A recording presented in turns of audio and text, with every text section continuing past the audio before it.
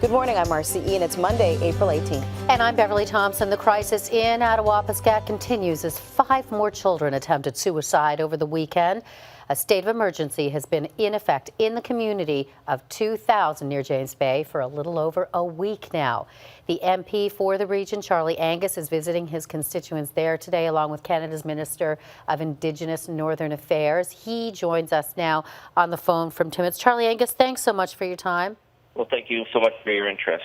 Well, you know, all of Canada has been gripped. This is horrifying for us to hear about yet another situation where it looks like a suicide pact. You're going there to spend some time, you know, obviously with Carolyn Bennett, as we mentioned. Tell me what you're hoping for. I think I'm really hoping that in the immediate results of this, we can establish a couple of benchmarks to move forward. Number one, it's really, really important that the young people feel that they're being heard in Ottawa, that their voices count.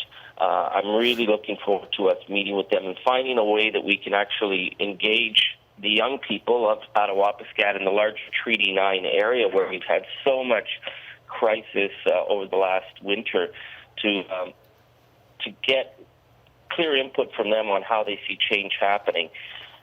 I don't think it's just symbolic. This needs to be part of the conversation to turn this broken relationship around.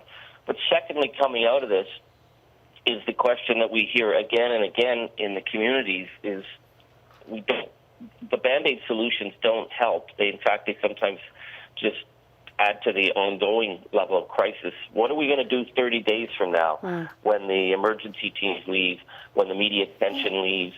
These are long-term systemic issues. The trauma the young people are facing will require major mental health dollar investment. Not just in Attawapiskat, but in many of the all the communities in Indigenous countries. So I'm hoping we can establish some long-term, medium, and short-term goals out of this. And when you speak to Carolyn Bennett, certainly she's going to be speaking to people there as well.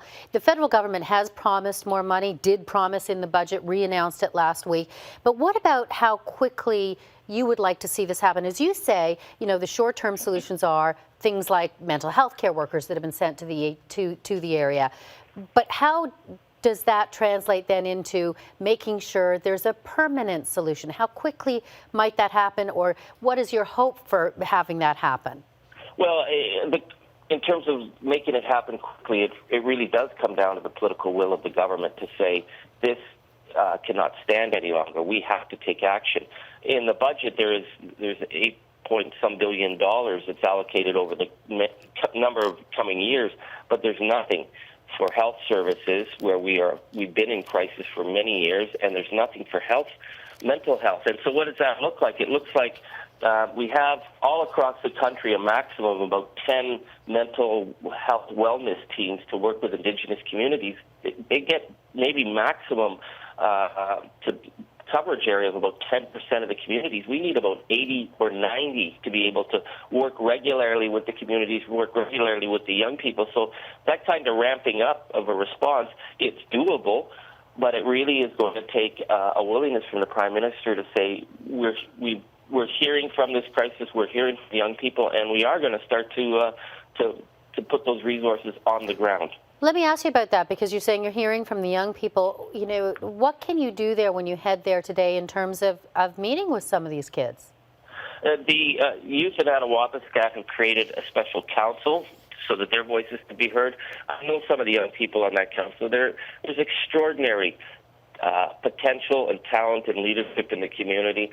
It really has to come down to us as politicians recognizing our obligation to talk with youth and listen to them, because government has failed the young Indigenous population of this country time and time again, and their cry for help deserves sitting down and saying, what is it how do you see it, and how do you see us playing a role? I think it will be a very positive meeting. And certainly people are very emotional in Attawapiskat now, and they have a right to be, and they want action. So I'm hoping we can come out with something that will establish a way forward out of this ongoing nightmare that we've seen so much this winter.